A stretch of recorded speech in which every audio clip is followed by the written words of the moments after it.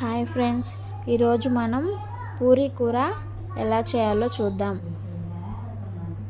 ఈ విధంగా పూరీ కూర చేసుకొని తింటే ఎక్కువ పూరీలు కూడా తినొచ్చు. ఎలా చేయాలో చూద్దాం.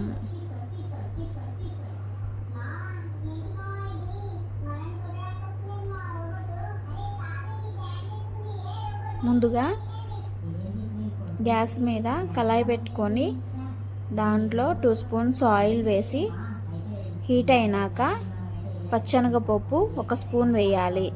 వేగనిచ్చాక తాలింపు గింజలు ఆయిల్లో వేగినాక కరివేపాకు, ఆనియన్స్, మిర్చి ఈ 3 ఆయిల్లో మగ్గనివ్వాలి 5 మినిట్స్. నెక్స్ట్ కొంచెం మగ్గనిచ్చినాక టమాటాలు కూడా వేసుకోవాలి.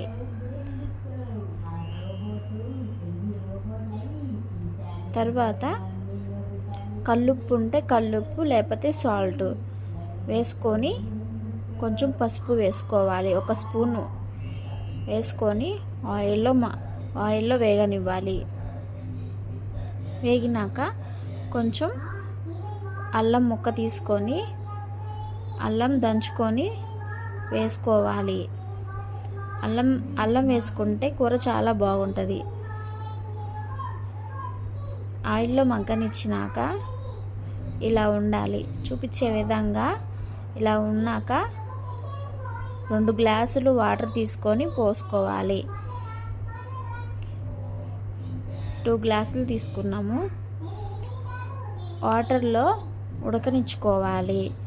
ఒక 5 మినిట్స్ ఉడకనిచ్చుకున్నాక ముందుగా బంగాళదుంపలు సాల్ట్ వేసి కుక్కర్లో ఉడకనిచ్చుకున్నాక సన్నగా కట్ చేసుకొని దీంట్లో వేసుకోవాలి.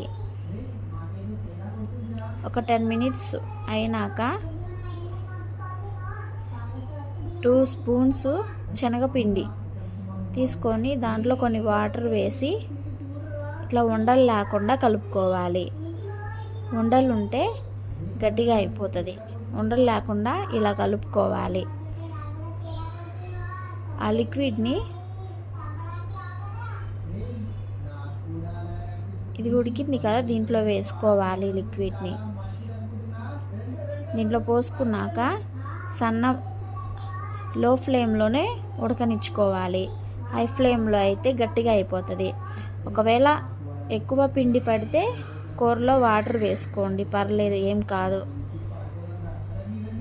మూత పెట్టుకొని లో ఫ్లేమ్లో ఉడకనిచ్చుకోవాలి.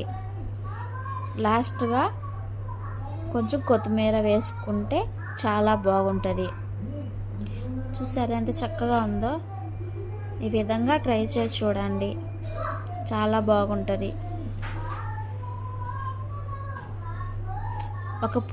2 పూరీలు తినే బదులు 3-4 పూరీలు తింటారు.